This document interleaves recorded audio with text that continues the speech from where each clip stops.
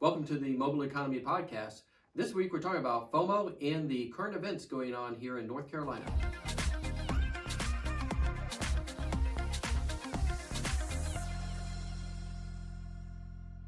So on this week's episode of the Mobile Economy Podcast, we have a lot going on, don't we, Dominique? Yes, we do. Yep. So since the last episode we put out, we've actually acquired another company. So we have bought a company called Go Amenity.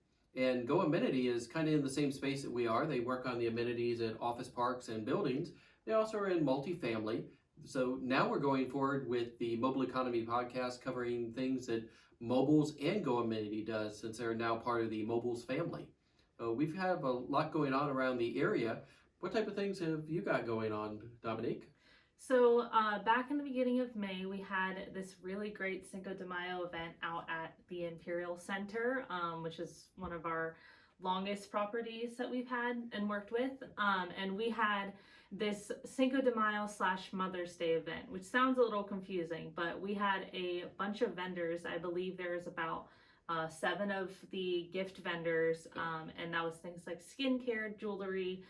We had Spiffy out there offering their services, and we had some desserts and food as well. And then we had 2 different, a Latin food truck and an empanada food truck out there as well. So the whole point of it was come out, celebrate Cinco de Mayo, get a free virgin margarita. And while you're walking around waiting for your food, you could shop from our vendors and get a nice Mother's Day gift. It was really a great event because part of the subject of this matter is FOMO, which is fear of missing out. But it brought back that sense of the community. So we had really good timing because things were getting ready and starting to open up a lot more. It was Cinco de Mayo. We did have music. There was a little bit of dancing that went on. And it was a very good outdoor event that we hit the number of people we wanted to have come there. The food trucks were very happy with the sales for the day. The vendors were very happy with it. And a number of the tenants from the buildings who came over who had not been to some of the events. It was funny, a couple of them were from out of state that have relocated to North Carolina and wanted to see what these type of events were about. And they were excited to be a part of it. And I think what it really brought was a good reward for the people that are coming into the office park. And that's what we want to talk about is, how to get people to come back into the office park and how to reward the employees who are making it back in and create that pull so that people are not being forced back into the office park, but they actually want to come into work. And let's face it, food is a great way of getting people to want to come back in. Absolutely. So, yep. Yeah, and one of the things that we suggest really emphasizing before even bringing in amenities and food trucks and all that is be 100% clear about whatever safety measures and whatever requirements that your office is still having for its employees, because there's nothing worse than someone being told to come back into the office and they don't know if they need a vaccination or no vaccination, if they still need masks, if there's going to be extra cleaning protocols or anything like that. Yeah, so you really don't want to check-in leave. protocols have been really one of those areas where we keep seeing companies not really communicating. And even in our own company, as we opened up, we did see that the check-in process changed. And the remote employees are concerned, do I wear my mask when I come in the building? Do I have to now still sign in and get my temperature scanned? What is the process in an office building? Even last Friday or the Friday before, we did a coffee and donut event at North Chase in Raleigh, and one of the tenants is a healthcare company, and the rest of the building was wide open, no mask. They had to put their mask on to go into their office space. So that particular building had not communicated, and part of it probably was that they are in the healthcare space, but they did say that they have got stricter protocols at their business, which didn't apply to everybody else in the building. Yeah, so you just don't want to leave stuff like that up in the air right now. So not only is it just good on a communication level to get all those protocols and list items out to your employees, but it also helps them feel safer and feel better about coming back in because they know that's just one thing they don't have to worry about right now. And it's a lot easier to get back to like business as normal for them. Yep. And the other thing that Moblz has been up to, we've been busy over the last couple months because we've been helping the community around here throughout North Carolina get the COVID shot. And actually, we helped sponsor and do a couple events from a small standpoint down in Florida, but up here in North Carolina, we had a really big impact. So Moblz team helped coordinate and do 4 smaller COVID clinics, community clinics, which worked out. That's where Dominique was able to get the vaccine and why we are on screen today maskless, because we've gone through that cycle. But we also were able to help the governor's office, and we coordinated the food and concessions with food trucks. That involved about 8 different food trucks and 3-day event at a big park in Raleigh, and had lots of people come through. But it's a great way of enticing people to come get the shot, which is to have the music, the recreation, the food, and it's also a good way to take care of the people that are doing it. What I was very happy that the governor's office did there was they paid for the food for all the volunteers at the food trucks. So the food trucks were there for people to be taken care of after they get their shot, but it's also there for all the volunteers. And as you know, as we did coordination of the clinics, you don't realize how many people it takes to run a COVID clinic, especially when you're pumping through 300 some people in a day. You have check-in people, you have translators. The one at the governor's clinic had services for 4 different languages, as well as for the deaf. So they were taking care of some of the handicapped population over there. And that was a really good event that we were very happy to be a part of, and hopefully your community can do it. And it's great use of outdoor space. That was at a park, but it also was in the parking lot of one of the administration buildings over there at the Dorothea Dix complex. So it was a creative use of those outdoor assets on a Friday, Saturday, Sunday to do a 3-day COVID clinic. But speaking of that, Dominique, what's going on with other uses of outdoor assets?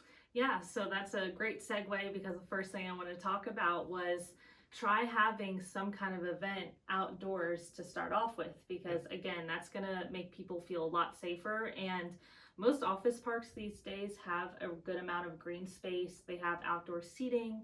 They have even like more new unique areas that are almost like art that you can use in a sense. And that just makes it a lot more fun to be out in those spaces. So if you can have a food truck out there, and maybe your company is going to pay for a certain team, or if you're able to, the whole company's lunch for that day, at least for the first event, that's really going to encourage everyone to want to come into the office that day, to actually come out and support that food truck. And then, you know, they get free food from it, but they realize, wow, this truck is absolutely delicious. I wish we had more of this each week. Then that's going to encourage them to actually want to support it on their own. Which is really great to see. And then you're getting back that sense of community. You have employees mingling as they feel safe to do so. And it gives the employees that are still working from home, who are maybe on the fence about coming back in, they're like, man, I missed a company lunch. And that's the FOMO piece of it. Get them to come over, even if it's just for the lunch, and hang out, have a meeting, have some lunch. One thing we have seen in a number of areas too is the employers maybe not paying, for all of the lunch, because that can get a little expensive. But even buying from the food trucks some gift certificates at $5. So that's been very popular. Is to buy $100 worth of $5 gift certificates to give the employees. It helps out because then the truck is going to get more business. And you have to understand, a truck needs to have a certain number of tickets to make it worth their while to come out. They don't make any money if they're only serving 10 people. They really need to be serving more like 50 people. Exactly. The other thing that we encourage people to do, especially a lot of the trucks are still struggling. Yes, you might see lines of people at them and know that they're doing events. They haven't had as much business as they originally had, and it has really hurt a lot of the industry. But consider also taking some meals to go. And when you buy your lunch, go back and get a to-go order or two for the family, or for somebody who may be working at the home office.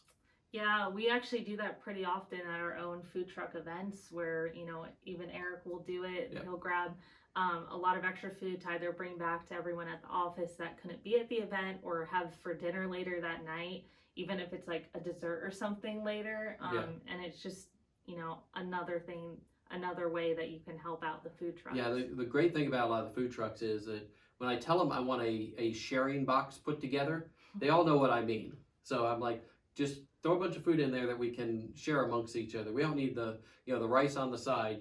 We need the entree to be split between 5 or 6 people. Yeah, So- and the cool part about stuff like that is that some of the food trucks are like experimenting with new menu items that may not be officially on the menu. So if you just say, hey, give me whatever you think is going to be good or give me something new to try, that's their chance to kind of experiment to see if this is worth putting on the menu.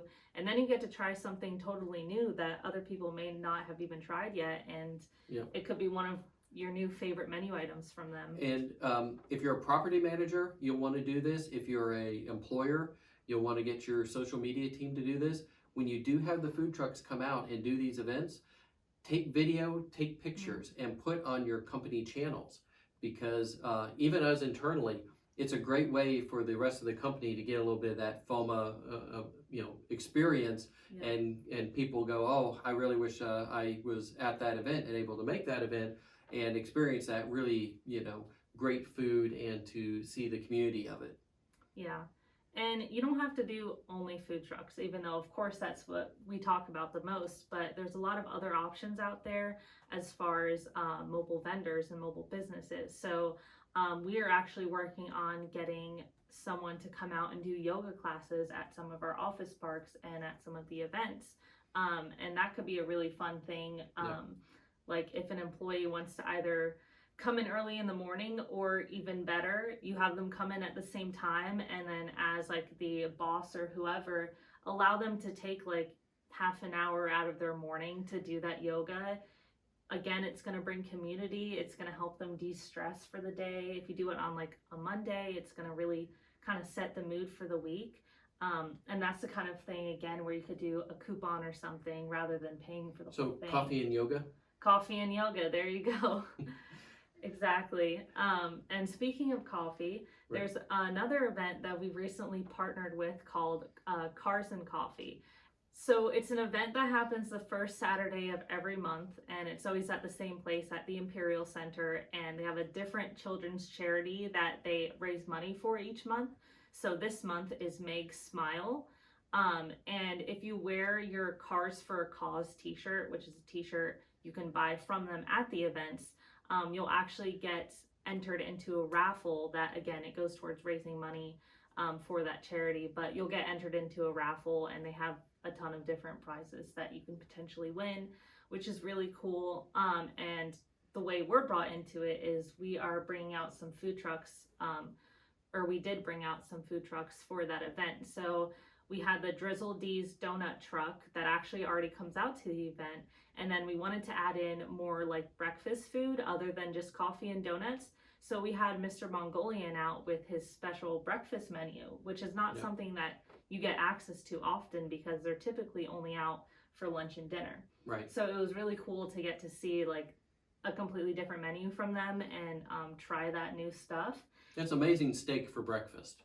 Exactly. Exactly. Yeah. It's a great, of course I like Southern food. This is not Southern at all, but you can't beat, spicy steak for breakfast. So it is a great menu. So yeah, people really appreciated having Mr. Mongolian out there just for something new for that Saturday event. And there's also the Dapper Bean coffee truck, and they're the one that serves the coffee for Cars and Coffee. So it's really nice to have those out there. People certainly appreciate it as they're walking around this huge lot in the morning, checking out all these cars. And that's a great way to make use of like an office. It is. outdoor It's nice that space. there's, the big chains like Panera and Starbucks there, but we've also brought in the local vendors. So Yeah. the coffee that is being served on the Dapper Bean truck is a little bit different than what you're getting as the typical cup of Starbucks coffee. And it's not the bagels that you're getting from Panera. You're getting a hot cooked breakfast or brunch type of meal from Mr. Mongolian and the trucks. And what we will do is rotate out. It won't be the same truck every month. We'll keep the coffee and the donut. Of course, that's a very good thing to do. But I'm guessing next month we will have the morning after type of truck, for the eggs and sausage and bacon. And then a month later, we'll probably go with one that may be a little more healthy, just a little bit healthy, not much. Not too much. Right. So that's a great way to make use of like an outdoor office space on the weekend and still bring people out. And you might think your employee doesn't want to come out on the weekend to the office, but when you have an event like this, especially when it's for charity, you have all these different food truck options, you have all these cool cars to check out. That's really going to want to bring them out to that space, and you're just really making the maximum use of it. Well, one of the things that we have brewing on the business-to-business side of Moblz is also working with employers and doing more around the farmers markets at the office places. So you could combine some of these events together because you get the big draw of a coffee and cars as well as the local vendor aspect. But so many of the office complexes are becoming live, work, play. Like Imperial Center now has apartments on the property. The couple places around it have apartment complexes as well as the office space. So these type of events bring that social aspect into the facilities there in these big campuses to bring that type of aspect into the mix. Exactly. And jumping back to using FOMO and kind of helping your employees feel safer about coming back in, another suggestion that we had actually went out in our newsletter recently, allow your employees, if you can, to choose between like maybe working from home a couple days a week and then coming into the office to start off the transition to fully coming back in, because that can really help them. Again, it's going to help them feel safer and they feel like they have a lot more control. So if they come in maybe 2 days for that first week and they realize this isn't so bad, I'm really fine with like the safety protocols and everything, and I've gotten vaccinated, whatever it might be, then the following week they're going to want to come in maybe 3 times that week, especially if they see that we have some kind of event going on. Yeah, and those type of rotations, schedule your meetings around those collaboration periods, which is something we do here. Is we try to have our big collaboration meetings on days that there's more people in the office now that we can have in-person meetings again. Exactly, yeah. So Dominique, this is some really good stuff we have going on. It's been exciting to have so many events, given that a year ago everything was in shutdown, and now at this period we have got more activity than we've ever had going on with Moblz. So how can people stay in touch with what we have going on? So to keep up with all of our events and just our normal food truck services, follow us on Facebook specifically. We'll have actual event pages typically for any of these events that we discuss. And also on Instagram, you can find us at Moblz, MOBLZ _com. And Facebook, it's just Moblz. And we also have a LinkedIn and Twitter account at the same names. But we'll post on there for all of our events, and make sure to follow us on YouTube if you're just listening to this podcast. And if you're just watching this podcast, you can follow us on Spotify or Apple Music and listen to it in the car or wherever. Thank you.